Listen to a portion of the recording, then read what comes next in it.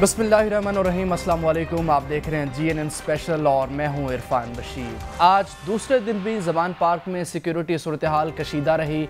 Security forces, police और rangers की हद्दुल मकदूर कोशिश के बावजूद इमरान खान साहब की गिरफ्तारी अमल में नहीं लाई जा सकी है।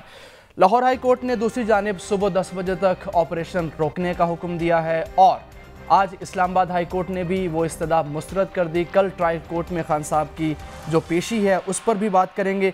नून लीग कहती है कि खान साहब अदालतों में पेशी के लिए माजूरी, बुजुर्गी और सिक्योरिटी इश्यूज़ का बहाना बनाते हैं, जबकि रैलियों के लिए वो तंदुरुस्त होते हैं। ये किस हद तक दुरुस्त है? इमरान खान साहब जो हमेशा रूल ऑफ लॉ की बात करते हैं, इस दफ़ा वो रूल ऑफ लॉ को कितना मुकद्दम रखेंगे? और ट्रायल कोर्ट में कल एक नई दरख्वास्त दायर की जाएगी, उसमें देखते हैं कि किस हद तक रिलीफ मिलता है। आज के GNN स्पेशल में हम जो सवालात अपने तजियाकारों के सामने रखेंगे, सवाल नंबर 1, गिरफ्तारी पर मुज़ाहमत करके इमरान खान साहब ने कैसी मिसाल पेश की? इमरान खान साहब गिरफ्तारी क्यों नहीं देना चाहते?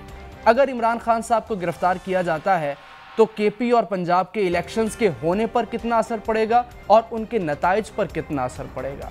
इमरान खान साहब के खिलाफ कानूनी दायरा कितना तंग किया जा सकता है? और अगर इलेक्शंस की बात करें तो IG पंजाब, सेक्रेटरी दिफा ने माजरत कर ली है कि हम सिक्योरिटी नहीं दे सकते। मरीम नवाज साहबा ये चाहती हैं कि इंतखाबात से पहले तराजू के पलड़े बराबर किए जाएं। क्या वो तराजू के पलड़े बराबर होंगे? और क्या वाकई कोई लाशें गिरा के इलेक्शंस को मुलतवी करना चाहता है? क्या वाकई कोई लाशों पर सियासत करना चाहता है?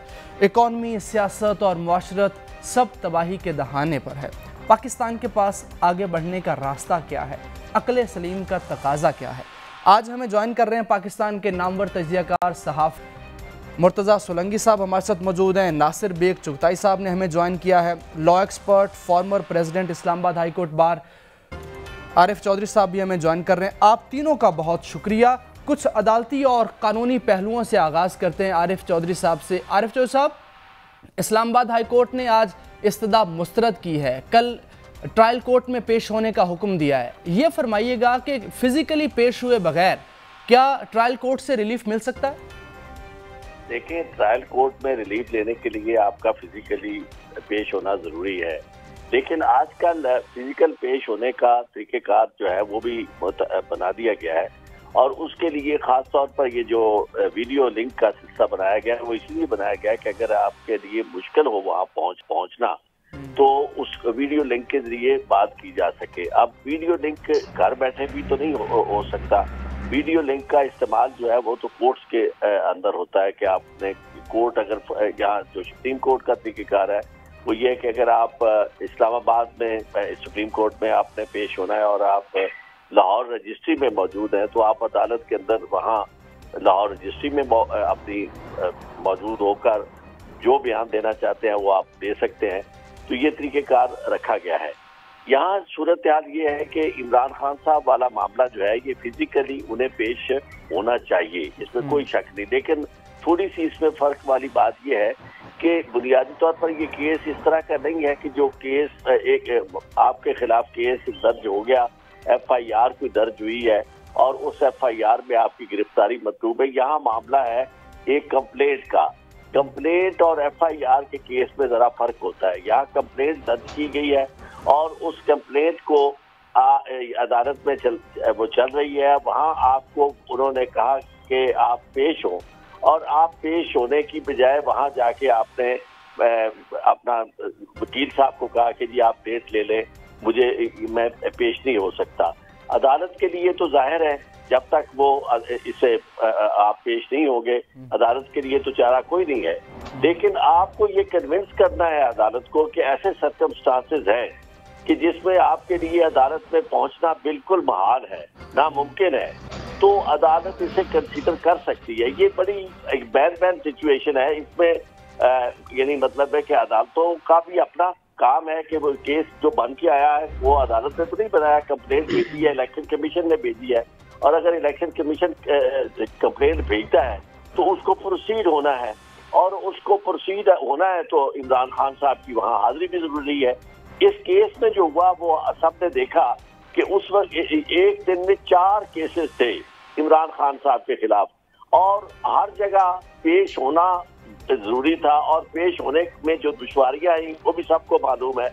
और एक और बात जो उनका, जिसको वो बार बार अपने तौर पर एक वजह बयान कर रहे हैं कि मेरे लिए मेरी जान को खतरा है।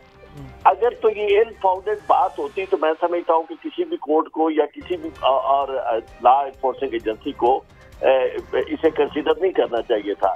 लेकिन चूंकि ऐसा हो चुका है, उन पे हमला भी हुआ और वो हमला भी ऐसे हुआ जब उन्होंने कह दिया था कि मेरे ऊपर हमला होने वाला है और मुझे मरवा दिया जाएगा, हमला करवा दिया जाएगा।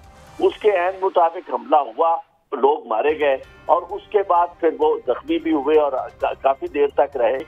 कोर्ट को भी कम से कम कोई थोड़ी सी रेस्ट्रेंट इसलिए शो करनी चाहिए इन दिनों में कि आप अगर केसेस ये अगर आपने इलेक्शन करवा रहे हैं, एक बड़ी खास वजह जो है वो ये है कि जब आप इलेक्शन का ऐलान करते हैं तो फिर सब लोगों को एक सहूलत मिलती है, चाहे वो किसी भी पार्टी से ताल्लुक रखने वाले हैं, कि उन दिनों कम से कम आप इवन केसेस जो है उसको भी आप उनकी डेटें आगे कर देते हैं। हमारे वकला के इलेक्शन होते हैं, वहाँ भी डेट सामने लेते हैं, क्योंकि जी हमें अपने इलेक्शन की तैयारी करनी है, लोगों के पास जाना है, वोटर्स के पास जाना है।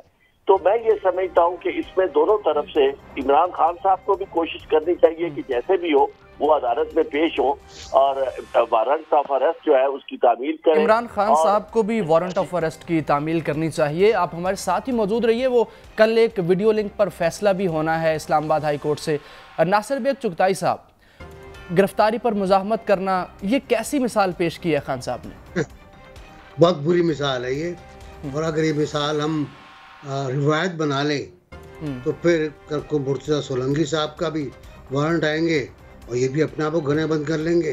100-200 ये अपने बंदे इकट्ठे कर लेंगे गनों वाले और फिर गिरफ्तार नहीं हो पाएंगे ये, क्योंकि पुलिस निहत्ती होगी। पुलिस से कहा जाएगा आप निहत्ते होकर जाएं। तो एक बुरी मिसाल है। बल्कि खान साहब के अपने जो फलसफा है, अपना जो विजन है, अपनी जो पॉलिसी है, ये उसके मुनाफी है कि कानून सबके लिए एक होना चाहिए। अल्लाह दिता खमोश खान के अगर वारंट निकलते हैं तो उसको पुलिस छितरौल करते हुए ले जाती है, मारते हुए ले जाती है। अगर मेरे और आपके निकले तो हम लोग अकड़ जाते हैं, फैल जाते हैं कि जी हम तो कानून से मावरा हैं, आप कौन है भाई, कैसी अदालत, कहाँ की छोटी कोर्ट है तो बहुत। तो अब ये जो रवैया है ये मेरा ख्याल है इस माशरे के लिए बड़ा ख़तरनाक है, इंसाफ के लिए बड़ा ख़तरनाक है, अदालतों के वजूद के लिए खतरनाक। आज इस्लामाबाद हाई कोर्ट ने फैसला दिया है वो पूरा नहीं सुनाया आपने। उन्होंने कहा है कि जो कुछ लाहौर में हो रहा है ख्वाजा हारिस साहब, ये आपका किया धरा है। हमने आपको डेट दी थी कोर्ट में पेश होने की, मोहलत दी थी हमने आपको, एक वारंट मुअत्तल करके आप नहीं गए, तो ये उसका नतीजा है, भुगते हैं अब इसको आप। दूसरी बात उन्होंने कही कि रूल ऑफ लॉ जो आप बात कर रहे हैं, ये बात करने से कुछ नहीं होता, रूल ऑफ लॉ पर अमल करना जरूरी होता है, लॉ पे अमल करना जरूरी होता है। अदालत जो कह रही है, अगर अदालत फर्द जुर्म आयद करने के लिए आपको 7 बार बुला चुकी है, आप एक बार भी नहीं गए भाई, आप सामने से गुजर गए उसके, ये कह के मैं इधर नहीं जा रहा। फिर अब तो 2 आपके नाकाबिल जमानत वारंट आ चुके हैं। फिर आप कहते हैं सिक्योरिटी का मसला है, आप तो जुलूस निकाल रहे हैं, आप तो इंतखाबी जलसा कर रहे हैं, इंतखाबी रैली में जा रहे हैं आप तो। अब भले आप उसमें बुलेट प्रूफ गाड़ी के अंदर हो और गाड़ी के अंदर से हेलीकॉप्टर का नज़ारा कर रहे हो, वो एक अलग बात है, लेकिन हकीकत यही है कि आप जो कुछ कर रहे हैं वो आपके अपने कहे हुए फलसफे और विजन के बरक्स है। एक बात मैं और करना चाहता हूँ कि अगर आप अब भी नहीं गए तो आपके लिए और मुश्किल पैदा होगी। अच्छा, अभी इस्लामाबाद हाई कोर्ट, मुझे नहीं समझ में आया लाहौर हाई कोर्ट ने क्या फैसला दिया है, किस तरह ऑपरेशन रोका है, जबकि उस वक्त तक इस्लामाबाद हाई कोर्ट का फैसला शायद नहीं आया था, मेरा ख्याल है जी जी, कि हम मनसूख, क्योंकि इस्लामाबाद हाई कोर्ट ने जो दरख्वास्त थी वारंट मुअत्तल करने की वो मुस्तरद की है, वो मुस्तरद, मतलब वारंट तो वैलिड है, वारंट तो वैलिड है। अब इनको पेश तो होना पड़ेगा और दोनों जगह पेश होना पड़ेगा इनको। और अब मुझे एक ख़तरा और है, अल्लाह करे ऐसा ना हो कि जो कुछ कल हुआ है लाहौर में, उस पर 15-20 मुकदमे तो और बनेंगे, उसमें शायद टेररिज्म का मुकदमा भी हो, उसमें दहशतगर्दी तो और सेंचुरी हो जाएगी मुकम्मल।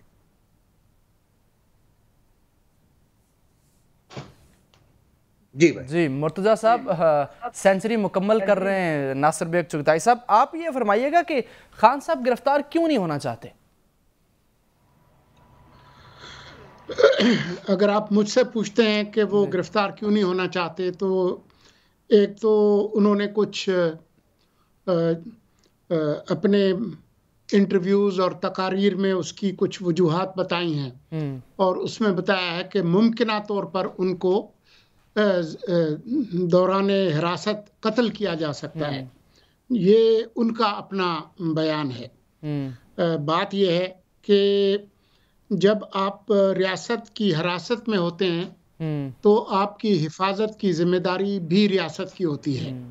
अगर जमान पार्क में अगर आपको कुछ हो जाए तो उसकी जिम्मेदारी तो आप खुद लेते हैं, लेकिन जब आप रियासत के जिम्मे होते हैं तो वो तो रियासत की जिम्मेदारी है। ये दुरुस्त है कि उन पर वजीराबाद में हमला हुआ था, लेकिन अगर आपको याद हो कि वजीराबाद के हमले के फौरन बाद मुल्क के वजीर आजम ने एक ख़त लिखा था सुप्रीम कोर्ट को कि आप एक फुल कोर्ट बेंच बनाएं जो न सिर्फ इमरान खान पर जो हमला हुआ उसकी तफ्तीश और तहकीकात करे या कमीशन बनाए, बल्कि मरहूम अरशद शरीफ का जो कत्ल हुआ कीनिया में उसकी भी कराए। उस पर खामोशी है, अदालतों की तरफ से भी खामोशी है। और पिछले दिनों अरशद शरीफ का केस ज़रूर लगा था, लेकिन फिर वो बावजूद डीलिस्ट हो गया। मुझे नहीं पता कि उसके बाद क्या हुआ। तो बात यह है कि इमरान खान को सिक्योरिटी की बिल्कुल ज़रूरत है, लेकिन पाकिस्तान के जो ज़मीनी हक़ाइक़ हैं वो ये हैं कि इस वक्त जितने भी साबिक वज़राए आज़म पाकिस्तान के अंदर मौजूद हैं, जो ज़िंदा हैं, उनमें सबसे ज़्यादा सिक्योरिटी रियासत की तरफ से अगर किसी के पास है तो उसका नाम इमरान खान है। अब पिछले दिनों वो ये भी कहते रहे हैं इमरान खान के जी अगर उनके जो मुमकिना कातिल जो हैं नवीद, अगर उनका बयान वीडियो लिंक पर आ सकता है तो मेरा क्यों नहीं आता। लेकिन खान साहब ये नहीं बताते कि नवीद जो है वो ज़ेर हिरासत है और आप जेल जाने से भाग रहे हैं। आपने गिरफ्तारी से पहले की कबल गिरफ्तारी जो जमानत है वो भी ले रखी है, और बाद में गिरफ्तारी के हवाले से जो ऑर्डर्स हैं उनको भी मुसलसल आपने मुअत्तल कराया है। तो ये जो सिक्योरिटी का जो बहाना है ये चलेगा नहीं, इसलिए कि अगर सिक्योरिटी का मसला हो तो वो हाई कोर्ट से, सुप्रीम कोर्ट से या खुद उस अदालत से ये कह सकते हैं कि अदालत का वो जो कमरा और उसकी जो पसगिरदाई है वहाँ पर कर्फ्यू लगा दें, वहाँ पर बॉक्स सिक्योरिटी दे दें। मैं मुल्क का साबिक वजीर आज़म हूँ, मुझ पे हमला हो चुका है, सिवाय जो डेजिग्नेटेड जो बीट रिपोर्टर्स हैं उसके अलावा किसी को ना छोड़ें, गैर मुतल्लिका अफराद ना आए। लेकिन आप तो सैकड़ों लोग खुद लेकर जुलूस लेकर इस्लामाबाद हाई कोर्ट और जुडिशल कम्प्लेक्स पहुंचे थे, और आपने खुद अपनी जान को खतरे में डाला। और आपको इतना ख्याल है अपनी सिक्योरिटी का कि जब आप वहां से इस्लामाबाद से चले हैं और आपकी गाड़ी से कुछ लोग गिरे हैं तो आपने पीछे पलट के देखने की हिम्मत भी नहीं की कि उनका क्या बना बेचारों। वो एक मामला है सोलंकी साहब, लेकिन जिस तरह आपने फरमाया कि हिरासत में हिफाजत रियासत की जिम्मेदारी है, लेकिन क्या रियासत इस तरह भी कभी हरकत में आई कि हज़ारों की तादाद में सिक्योरिटी एहलकार, रेंजर्स गिरफ्तारी के लिए मुसलसल हेलीकॉप्टर की परवाज़? नहीं, वो लोग ज़रूर गए, लेकिन आपने देखा कि वो गैर मुसल्लह थे, उनके पास जो एंटी रायट गियर था उसके अलावा कुछ नहीं था। जबकि जो पीटीआई के जो कारकुन थे उन्होंने जमान पार्क के अंदर से भी और पसगिरदाई में से भी पेट्रोल बम चलाए, लाठियां चलाई, पत्थर चलाए, कैंचे और बंटे चलाए, गुलेलें चलाई, और उन्होंने पुलिस को, रेंजर्स को, 100 के करीब लोग हैं जो कि इस वक्त जख्मी हैं। बिल्कुल, ये तो चौधरी साहब से पूछें कि जो लोग रियासती अहलकारों पर इस तरह से हमला आवर हों और जो उनकी पुष्ट पुनाही कर रहा हो और खुद काले करके अपने जो पीटीआई के जो मुमकिन एमएनएस एमपीएस को काले करके बता रहे हैं कि इतने इतने लोग ले आए वरना आपको टिकट नहीं मिलेगा। ये भी एक अफसोसनाक अमर है कि पाकिस्तान की सियासत अब ऑडियोज पर चल रही है। चौधरी साहब से पूछते हैं, लेकिन एक और अफसोसनाक अमर ये था कि रेंजर्स की गाड़ी पर धावा बोला गया, उस गाड़ी के शीशे तक तोड़े गए। चौधरी साहब, आप कुछ कहना चाह रहे हैं?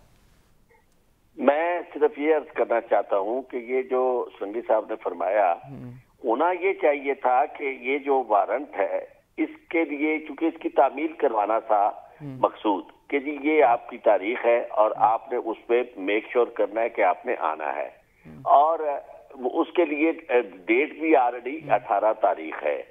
और अगर वो वहां, और उसका तरीकेकार ये नहीं होता कि आप इतनी बड़ी फोर्सेस लेके जाए, उसके लिए सिर्फ टेलीफोन करते उन लोग के जी मैं और मेरे साथ जो मैं यहाँ से आ रहा हूँ डीआईजी और ऑपरेशन या जो भी मेरे साथ है, और मैं वहां से लोग मेरे साथ आ रहे हैं और हमारे पास आपके वारंट है और हमने आपसे तामील करानी है।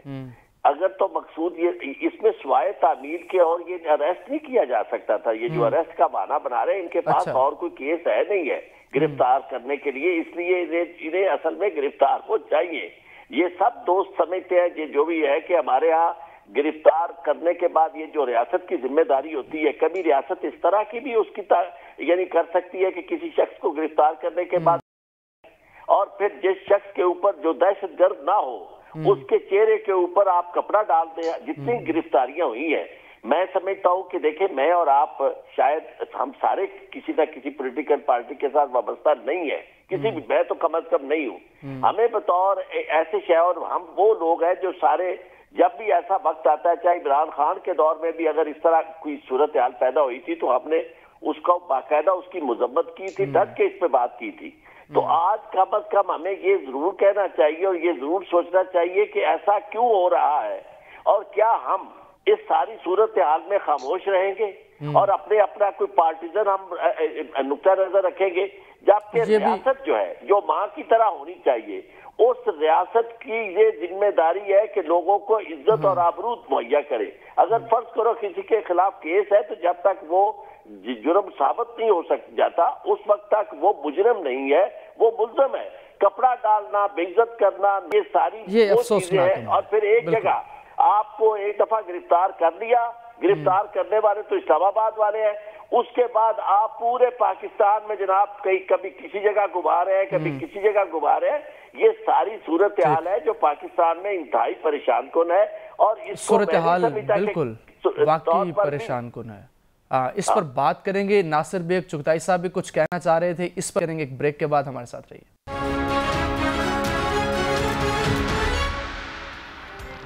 वेलकम बैक जी। नासिर बेग चुगताई साहब, मुर्तज़ा सोलंकी साहब और आरिफ चौधरी साहब हमारे साथ मौजूद हैं। नासिर बेग चुगताई साहब, आप कुछ बात मुकम्मल करने वाले थे और साथ ही ये भी बताइएगा कि अगर इमरान खान साहब को गिरफ्तार किया जाता है तो क्या इलेक्शंस को डिले तो नहीं किया जाएगा और साथ ही इलेक्शंस के नताइज पर कितना फ़र्क पड़ेगा? नहीं, पहली बात तो ये आरिफ भाई ने बहुत सही कहा कि वारंट की तामील के लिए चंद लोग जाते हैं, वो तामील करा के आ जाते हैं। वारंट की चंद लोग ही गए, एसपी साहब इस्लामाबाद से आए थे, वही गए थे, वर्दी में थे, साथ 3 लोग और थे और उनकी वहाँ पिटाई हुई है बहुत ठीक ठाक। उनकी पिटाई हुई है, उनको गालियाँ दी गई हैं और वो सर झुका के वापस इस्लामाबाद चले गए, वो मायूस होकर। उन पर फिर हुकूमत ने भी तनकीद की, हुकूमत के जो वज़रा हैं उन्होंने भी तनकीद की कि भाग गए आए। वो भागा बेचारा नहीं था, वो मामूल के मुताबिक जैसा कि आरिफ भाई ने बताया उस तरह ही गया था वो। लेकिन उसके बाद जब ये सूरत-ए-हाल सामने आई और अदालत ने दोबारा नाकाबिल ज़मानत वारंट जारी किया, they asked to bring him, तो उसके बाद उन्होंने जो वहाँ मजमा देखा और पिछला तजुर्बा देखा तो जाहिर है वो भी गए, लेकिन निहत्ते गए थे। वो उनके पास डंडे थे, उनके पास शील्ड्स थी, और अगर खुदा ना खास्ता वो मुसल्ला होते तो जो हवेली के अंदर जो 35 से 40 गिलगित और बल्तिस्तान पुलिस के लोग मौजूद थे जिन्होंने असलहा ताना था डीआईजी ऑपरेशंस के ऊपर, उसके बाद मामला बहुत खराब हो जाते।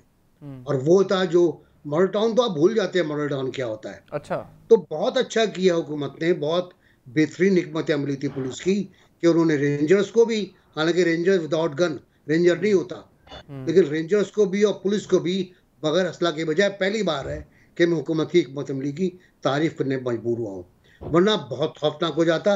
यास्मीन राशिद की बात को याद करें आप, जो प्रेसिडेंट साहब से बात हुई है, वो तो प्रेसिडेंट साहब का समझ नहीं आ रहा मेरा, वो क्या चाहते हैं कि जी ये कुछ करें, आप रोकें, यहाँ तो पेट्रोल बम इस्तेमाल हो रहे हैं। पेट्रोल बम का रात को इतनी तरदीद आई है, लेकिन सब आपके सामने। गाड़ियां जलाई गई हैं, गाड़ियों पर पेट्रोल बम मारे गए हैं, फायर ब्रिगेड पे मारा गया है, एसपी की गाड़ी पे मारा गया है, 1122 की गाड़ी में मारा गया है, एम्बुलेंस भी मारा गया है। उनके लिए मारा गया जिनको बचाने के लिए आए थे।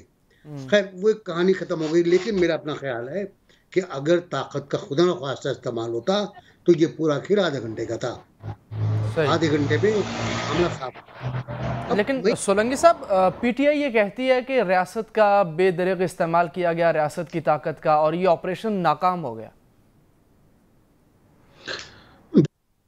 अब बेदरिग इस्तेमाल ये हुआ है कि 100 के करीब पुलिस और रेंजर्स के अफराद जख्मी हुए हैं। ये है रियासत का बेदरिग इस्तेमाल। सिर्फ उनकी तौहीन और बेइज्जती नहीं हुई, सिर्फ उनकी गाड़ियों पे पथराव नहीं हुआ, बल्कि 100 के करीब जख्मी हैं। तो ये है रियासत का बदतरीन इस्तेमाल। अब पीटीआई की जो प्रोपेगेंडा मशीन है वो कुछ भी कह सकती है।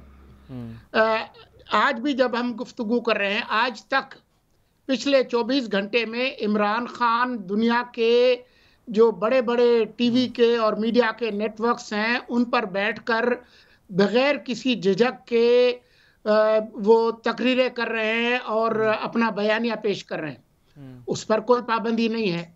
उनके जो रुफ़क़ाए कार हैं वो टीवी पे हैं।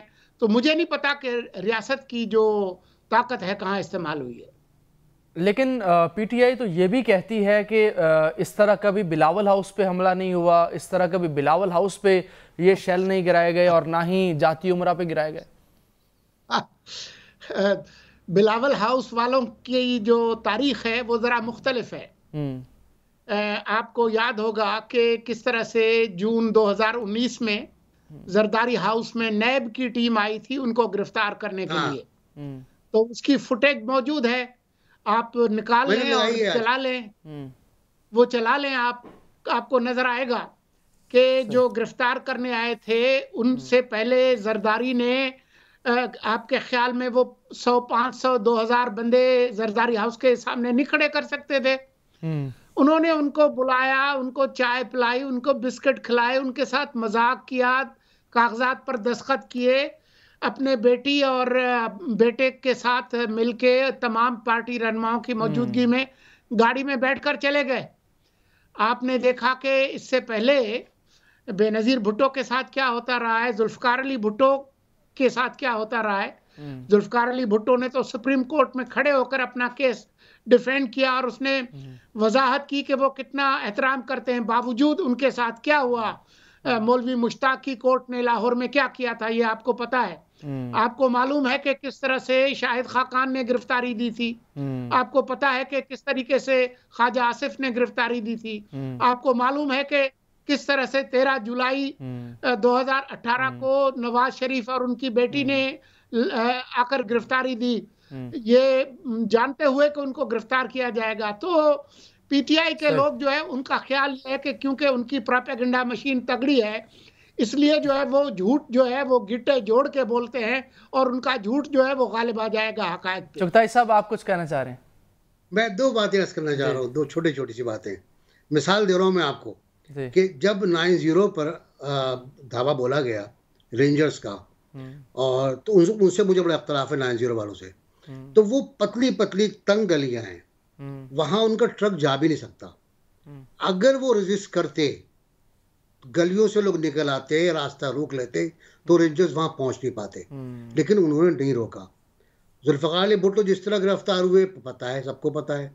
बेनज़ीर किस तरह गिरफ्तार हुए, 4 आदमी पहुंचे एक गाड़ी में, उनको उठा के ले आए और जेल के अंदर। इसी तरह सबके साथ हुआ। बेगम भुट्टो के साथ क्या नहीं हुआ लाहौर के अंदर, उनके सर पे लाठी मारी गई है गिरफ्तार करने से पहले, उनका सर फटा है उनका। इसी तरह जमात इस्लामी वाले हैं, वो भी उठ के चले आए, अच्छा चले हमें गिरफ्तार कर लिया। एएनपी वाले उन्होंने मुजाहिमत नहीं की। ये हम पहली मुजाहिमत देख रहे हैं। हम ये मैं समझता हूँ अगर ये मुज़ाहमत होती है रियासत की, तो ये बड़ा काम हो जाएगा, हमारा पूरा निज़ाम बदल जाएगा। इस्लामाबाद हाई कोर्ट ने कहा है आज कि रियासत पर हमला है ये। लेकिन पीटीआई वाले तो ये कह रहे हैं कि इमरान खान साहब पॉपुलर लीडर हैं और पूरी दुनिया में उनकी फैन फॉलोइंग है। आई एग्री, तो बिल्कुल एग्री, बहुत पॉपुलर लीडर है। लेकिन देखिए एक जुमला है जी जी कि मकबूलियत और कबूलियत दोनों मुख्तलिफ चीजें। ठीक, ये भी कहा जा रहा है कि जब कोई बंदा अपनी पॉपुलैरिटी का थ्रेशोल्ड क्रॉस कर जाए तो उसको फिर कबूलियत की ज़रूरत नहीं होती। आरिफ चौधरी साहब, पीटीआई का ये भी एक एतराज़ है कि ये लोग लाशें गिराना चाहते हैं, इमरान खान साहब को गिरफ्तार करना चाहते हैं, बल्कि खान साहब खुद कहते हैं कि लंदन प्लान पर अमल किया जा रहा है। क्या आपको इलेक्शंस मुलतवी होते दिखाई दे रहे हैं? मौजूद है। जी जी जी सर, 3 लोग मौजूद हैं और उन तीनों में से आप जाहिर है कि एंकर पर्सन है, बाकी 2 अफराद हमारे दोस्त बड़े काबिल एहतराम, जिनका एहतराम मेरे दिल में बहुत ज्यादा है। वो यानी मुकम्मल तौर पर यानी हकायक को इस अंदाज में बयान फरमा रहे हैं कि जिससे मैं खुद हैरान हो रहा हूँ। अच्छा। कि पोलराइजेशन किस हद तक होगी। आप देखें, मैं आपको एक सर आप अपना नुक्ता नजर प्लीज दीजिए। मैं अपना, इसीलिए यही तरीकेकार है ना अपना नुक्ता नजर बयान करने का, कि उनको साथ ही बयान करूंगा ना। बात यह है कि इमरान खान के साथ जिस तरह की सूरत हाल हो रही है, इस तरह की सूरत हाल किसी के साथ आज तक पहले हमने देखी नहीं है। अच्छा। और देखे, मैं आपको एक अर्ज करूं, इमरान खान के साथ पहला आप कहेंगे कि जी वो सारे का सारा अमल जो था आईनी अमल था जनाब, वोट ऑफ नो कॉन्फिडेंस, उस पे मैं बात नहीं करता। उसके बाद जैसे जैसे वो आगे बढ़ा है, हर वक्त हर जगह उसके साथ जो सलूक किया गया है, उसके साथियों के साथ जो सलूक किया गया है, इसकी मिसाल कहीं नहीं मिलती। आप देख लें, मैं आपको एक अर्ज करूं कि इस तरह गिरफ्तारियां तो होती रहती है, लेकिन उन गिरफ्तारियों के साथ इस तरह की तजलील करना, इस तरह का उनके साथ बेईमाना सलूक करना, मैं समझता हूँ कि इसकी मिसाल नहीं मिलती। इससे पहले कभी ऐसा नहीं हुआ था। अच्छा। और फिर उसके बाद पाकिस्तान के अंदर ऐसे लोग जो शहरी आजादियों के मुहाफिज है, जर्नलिस्ट, उनके साथ, और अगर किसी ने थोड़ी सी भी उसकी सपोर्ट कर दी है, उसके बारे में बात कर दी है, तो फिर उसके साथ जो उसका असर हुआ है वो भी आपने देखा, इससे पहले कभी नहीं हुआ था। मैं ये समझता हूँ कि जो कुछ होता आया है वो भी शर्मनाक है। जो जुल्फ़िकार अली भुट्टो के साथ हुआ वो इंतहाई करी अमल था, और उसका नतीजा ये है कि आज पाकिस्तान जिस सतह पे खड़ा है, मैं समझता हूँ कि अगर जुल्फ़िकार अली भुट्टो के साथ ये सलूक ना होता तो पाकिस्तान की ये हालत ना होती। और इसी तरह नवाज शरीफ को अगर इस तरह ना निकाला जाता तो आज पाकिस्तान की ये सूरत हाल ना होती। मैं ये समझता हूँ कि ये सारे का सारा अमल हम मिलके इसे क्यों नहीं रोकते कि ऐसा करना जो है उसकी कोई जस्टिफिकेशन नहीं है। मैं यानी आप रियासत को बाबाला रोड तो दे, रियासत लोगों को अपनी आगोश में तो दे। ऐसा तो नहीं है कि रियासत जिले शाह को, आप अभी फरमा रहे थे मेरे भाई कि जनाब रियासत की आप गोद में चलेंगे तो आप महफूज हो गए। हाँ। आप जो उनकी हिरासत में जाता है उसके बाद उसके ऊपर 26 जख्म होते हैं, और फिर रियासत के जो मुहाफिज है वो कह रहे होते हैं कि नहीं जनाब ये तो एक्सीडेंट हुआ है। तो ये देखें, इंसानी आजादियां, शहरी आजादियां, उनका कोई एहतराम नहीं हो रहा। यहाँ तो कानूनी आज़ादियाँ, शहरी आज़ादियाँ, इनका कोई एहतराम नहीं हो रहा। चौधरी साहब आपकी बात मुकम्मल होगी, ब्रेक पे जाना पड़ रहा है। चुगताई साहब भी कुछ कहना चाह रहे थे, एक ब्रेक के बाद।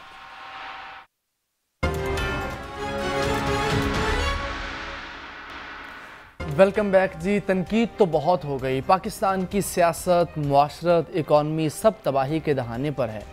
पाकिस्तान के लिए आगे बढ़ने का रास्ता क्या है? तीनों मेहमान हमारे साथ मौजूद हैं। जी नासिर बेग चुगताई साहब। मैं ये कहूँगा कि इस वक्त जो वाहिद रास्ता है हमारे पास वो एक इत्तफाक राय है। चले इत्तफाक राय ना कहें, आप कहते हैं आमजद होती है, मिलकर बैठकर मशवरा करके एक ऐसा निज़ाम बनाना है आपको जो बुनियादी इंसानी हुकूक, मईशत, इक़्तिसादी ढांचे और समाजी ढांचे और जमहूरियत इसको आपको स्ट्रीमलाइन कर सके।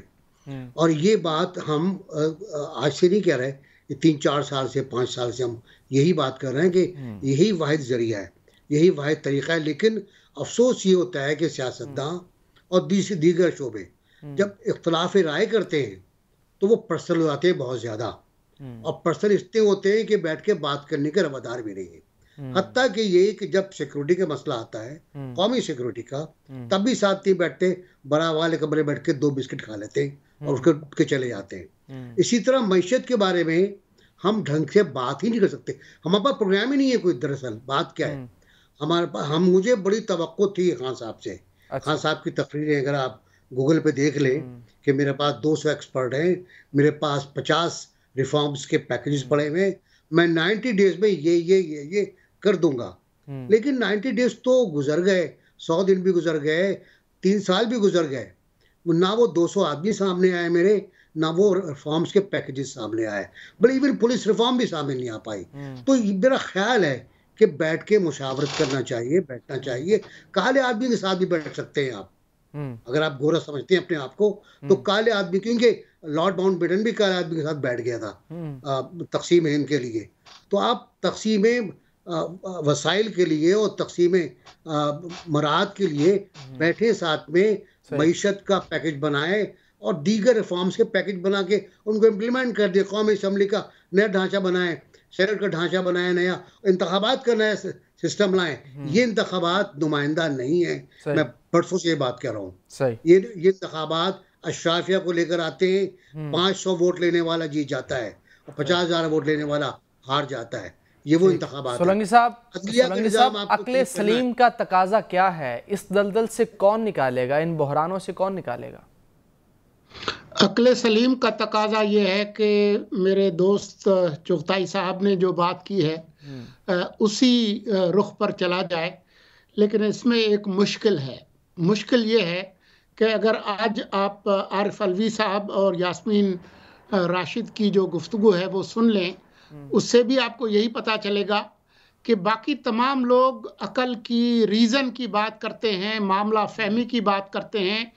एक साहब हैं जिनका नाम इमरान खान है, वो कहते हैं ज़मीन जुम्बत न जुम्बत गुल मोहम्मद। वो अपनी, उनकी अना हिमालय से ऊंची है और समंदरों से गहरी है। इससे पहले भी वो यही कर चुके हैं। मुल्क पर हमला हो, भारतीय जहाज इंटर हो, यहाँ पर बालाकोट में कश्मीर के मसले पर कोई गुफ्तगू करनी हो, मुल्क के वजीर आज़म उनके साथ, बाकी लोगों के साथ बैठने के लिए तैयार नहीं है। कोविड का मामला हो, तैयार नहीं है। फैटफ का मामला हो, तैयार नहीं है। गिलगित बल्तिस्तान का मामला हो, तैयार नहीं है। इकानमी का मामला हो, तैयार नहीं है। अफगानिस्तान का मामला हो, तैयार नहीं है। वो किसी भी मामले पर उनकी जो अना है वो इतनी ऊंची है कि वो तैयार नहीं है। तो इमरान खान के अलावा तो बाकी पीटीआई के अंदर अक्सर जो लोग हैं वो बहुत रीजनेबल किस्म के लोग हैं और इन तमाम जमातों से गुजर के गए हैं, उनसे बात हो सकती है। लेकिन अब इमरान खान जिस ऊंची पहाड़ी पे जाकर बैठ गए हैं, उनको अल्लाह ही उतार सकता है। आरिफ चौधरी साहब, आखिरी 2 मिनट। जी, मैं तो ये अर्ज करूंगा कि ऊंची पहाड़ी पे भी कोई बैठा हो, तब भी अवाम जो है ताकत का सरचश्मा वही है। बिल्कुल। और उन्हीं की तरफ आपको जाना होगा। और ये फैसला जो है, किसी को ऊंचा बिठाना या नीचे बिठाना, ये फैसला आप उन पे छोड़ दें। और आज तक अगर हकीकत हम जाने, और मेरा ख्याल हर शख्स को मालूम है, चाहे कोई बयान करे या ना करे, पाकिस्तान का सबसे बड़ा मसला ये है कि जिनको हमने कहा कि ताकत का वो सरचश्मा है, इन फैक्ट हमने उन्हें वो सरचश्मा नहीं माना। इसमें दूसरी कुव्वतें जिन्हें इतना ताकतवर इस अंदाज में नहीं होना चाहिए था कि वो हमारे इन मामलात में भी मुदाखलत करें। आप देखें, पाकिस्तान की हिफाजत करना कुछ लोगों की जिम्मेदारी है, पाकिस्तान के अंदर का इंतजाम और इंतजाम जो है ये कुछ और लोगों की जिम्मेदारी है। उनको आप मैच्योर उस वक्त देखेंगे होता हुआ जब आप ये कहेंगे, नहीं कहेंगे कि मैंने उनकी उंगली पकड़ी। ये उंगली पकड़ने वाला कॉन्सेप्ट जो है ये इंतहाई तकलीफ दे है और दुनिया में कहीं भी उंगली नहीं पकड़ी जा रही है। ये दौर उंगली पकड़ने वाला नहीं है। तो सबसे पहले तो हमें इस बारे में बिल्कुल हमारा सबका इत्तेफाक, जितने पढ़े लिखे लोग हैं जो जिनके वफादार नहीं है, वो इन दोनों को अगर देखे ना बात करेंगे तो मैं तो मरियम नवाज साहबा की गुफ्तगू को भी मैं कोई काबिल तहसीन नहीं समझता। जिस तरह की वो गुफ्तगू, उनसे गुफ्तगू ही नहीं हो सकती। इमरान खान साहब जो है उनके बारे में भी हमने हमेशा ये कहा कि जनाब वो भी गुफ्तगू में नहीं बैठते किसी के साथ। यही मसला है सर, मुल्की मामलात पे कोई भी नहीं बैठना चाहता है। आप मेहमान का बहुत बहुत शुक्रिया, वक्त खत्म हुआ।